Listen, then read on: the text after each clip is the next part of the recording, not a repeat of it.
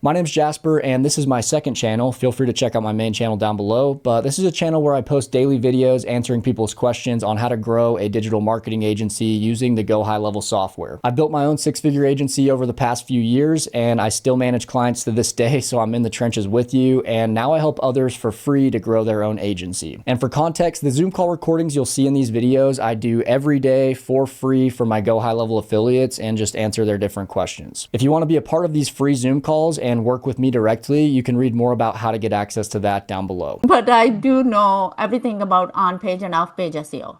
Okay, just not local. I haven't touched on-page. I started in 2018.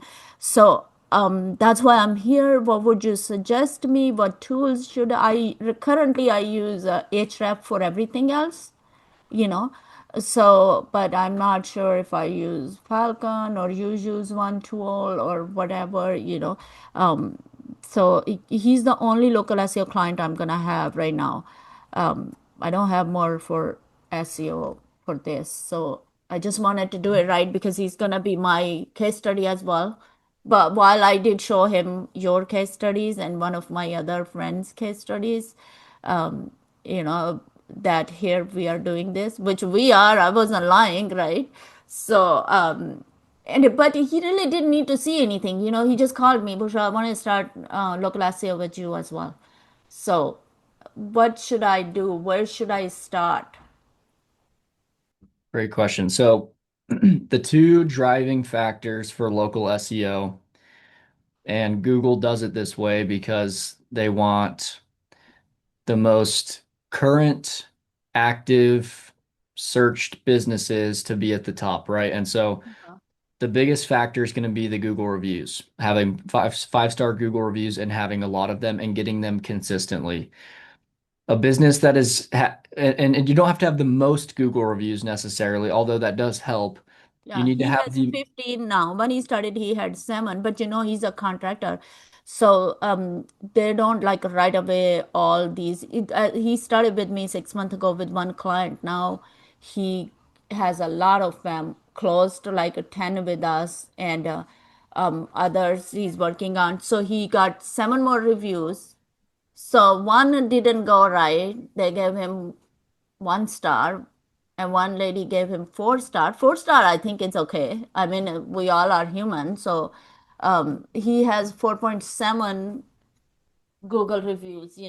Um, which is totally fine. Yeah, yeah, anywhere between yeah. I like, told him it's 4 to totally 5. fine because he was little mad at me that I didn't control that she gave 4 star. I said, "You're a human. Show that." And 4 star is totally acceptable. Totally. That's still a great job. Yeah.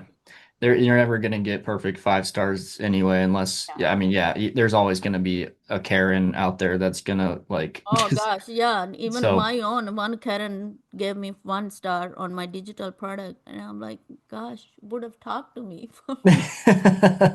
A lot of those, Um, a lot of those people have it like if you go look at all their reviews, all of their reviews that they give are 1 star just because they like doing it. It's like Yeah. that's a real thing. People do that. I don't know why.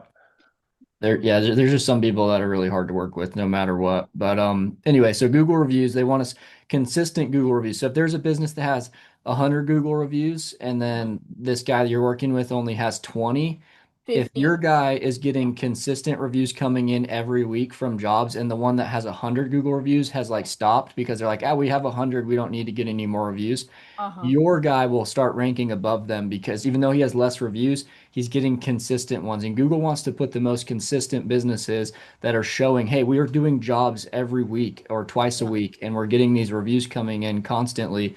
They're going to want to put that person above because that person's showing more profile activity, getting more reviews coming in. So reviews are huge, and that's something we can't 100% fully be in control of. We can help automate that process. We can help Yes. it Yeah, make it easy I for our have client. done it like automated. I even did now. I said just finish the job. He was struggling with the tag, so I just created a new automation. I said just move the opportunity and reviews will kick in. So he just now move it. But the thing is, contractor finished their job like within 4 weeks, 6 weeks. So he's not getting reviews like every weeks or something. And some people like one guy. I have sent him link for several times, even manually, He's not getting link. He's giving him everywhere reviews, like on his Facebook ads, Facebook everywhere, but not on Google. I don't know if he can't see it or what's the deal. He just always tells me, I didn't get it. I see he got it, but he's like, I didn't get it. So I'm like, okay, just give us a video testimony, you know. Totally, totally. So the reviews are probably the number one, especially for local SEO, just because that's what's connected to your Google business profile. Google business profile is a huge driving factor. The stuff you've done Mhm. already for like optimizing his Google business profile is Yeah, great, but that kind of stuff's really not going to drive the needle. Like you can optimize right. and add all the services he offers and the Yeah, locations he serves, and that'll be good. That'll help Google at least know what he offers and where he's based out of and where he travels to and stuff. But getting more reviews. And then the second thing is going to be getting more backlinks. Backlinks and reviews are like the two heaviest driving factors because what backlinks do is they send signals to these search engines yeah, like Google yeah, that you are all over the internet. People are talking about you on yeah. other sites and they're backlinking into yours.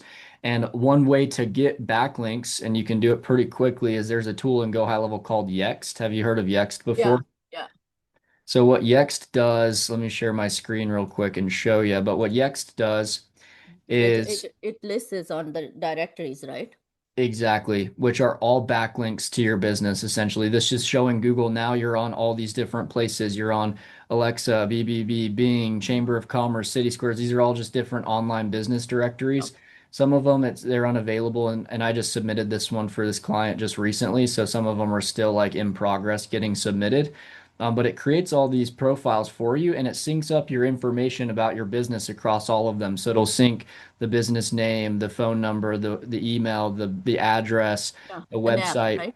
And so everything, that's one thing Google wants to see is they want to see symmetry across all your Yep. different places across the internet. They don't want to see a different phone number on one platform Yeah. and then a different number on the other. They want to see it's the same. So they know this is the same exact business that's in 100 different places across the internet that we found them on.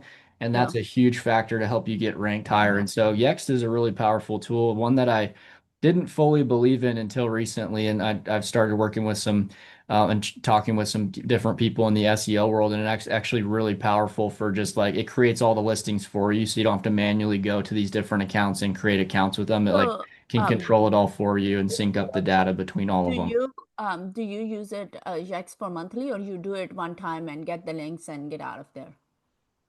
You have to use it monthly or else you will lose, they will delete your listing. So like you do have to continue to subscribe to it. It's $30 a month is what the cost we pay for it Yeah, as the I could agency. do that. And I also use a guy who does this NAP, like name, address, and phone number, all those things, everywhere corrected. I use him, and then I have a guy who does backlink for, like on-page SEO was using it. Um, so I use this and use him too. He gets me 350 backlinks, really rigid one. And then I was thinking maybe I should spend the first month money he gives me, I should spend a little more and get him some press releases, local, you know. So then I could put Totally. that on his website that, hey, we're like in this and this and that, that these kind of things I was thinking. But what tool do you recommend? I saw you use, I forgot the name. What tool do you use for local SEO? Oh For gosh. local we use Search Atlas and Search Yeah. Atlas is a great tool, but some of these things that I'm mentioning, Search Atlas can't really do. Like the Yeah, listings are better done through Yext and the getting Google reviews, that part we can just help automate it through Go High yeah. Level and like Search Atlas doesn't really it doesn't help us get more Google reviews necessarily. And so I'm just starting to And realize it's like a bit Search Atlas expensive, yeah, and search Search out. Atlas can be pretty, I mean, it's like, yeah, $99 per client that you have Yeah, pretty much. So it is an extra charge. And so I'm starting to like realize that tools like Search Atlas and some of these others, they're good to like analyze your site and kind of see what's wrong and things like that. But they're not necessarily like the driving factors that are going to get you ranked on Google. that's true.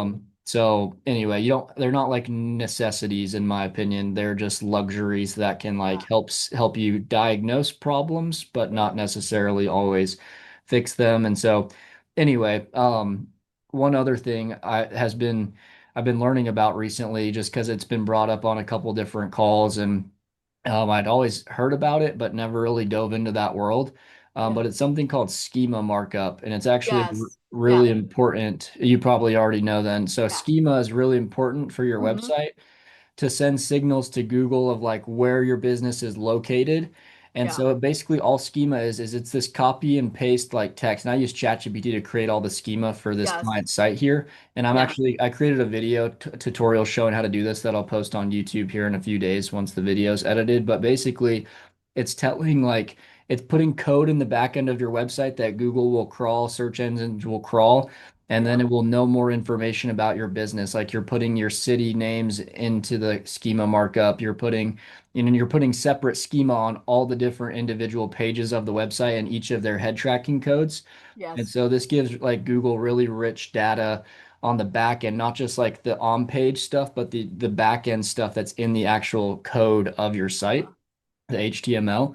And Mm-hmm. so this is also something that's important for at least the initial setup of the SEO Yes. for your clients as part of their, optimize their on page, the code of their site and their Google business profile. That'll give them a really good foundation. And then once you have that, start getting them more reviews and get them listed on those different business listings. And then that'll be a really good recipe for getting them ranked quickly if you can do all those things. So, anyway.